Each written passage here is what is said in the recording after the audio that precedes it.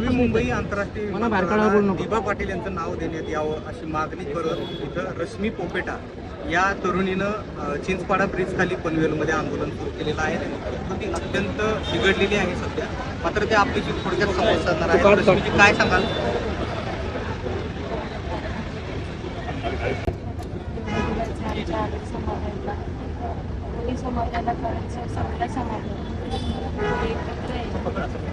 आपल्या बापाचं नाव घ्या आणि हा उपोषण मी सहजासहजी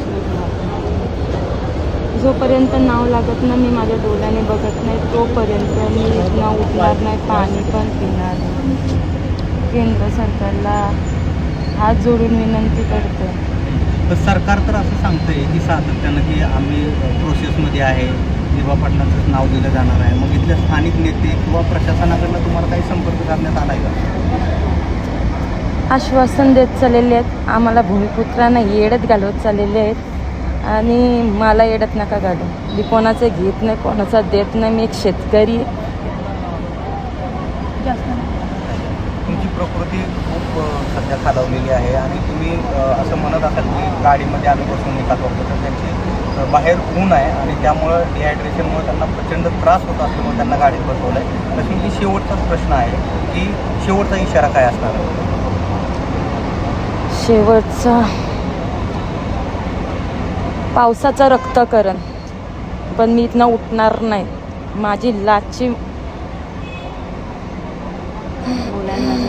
त्यांना खरोखर बोलायला खूप त्रास होतोय आणि हा उपोषणाचा जवळपास 5वा दिवस आहे, त्यामुळे त्यांना बोलतानाही अडचण येते. त्यामुळे आपण त्यांच्या भावना निश्चितपणाने समजू शकतो. तर दिबा पाटील यांचं नाव नवी मुंबई आंतरराष्ट्रीय विमानतळाला देण्यात यावं हीच त्यांची मागणी आहे.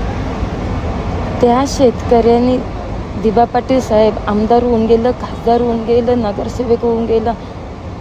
त्या बापांनी स्वतःला काय नाही केलं. त्या स्वतःला घर बांधून गरीब लोकांनी दिलं. अरे तुम्हाला लाजा वाटल्या पाहिजेत. त्या शेतकऱ्यांनी शेतकऱ्यासाठी लढत बसला.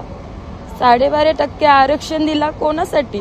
अरे तुम्ही गल्यांच्या चैनी घालून फिरता, फॉर्च्युनर घेऊन फिरता, माऱ्या बांधता.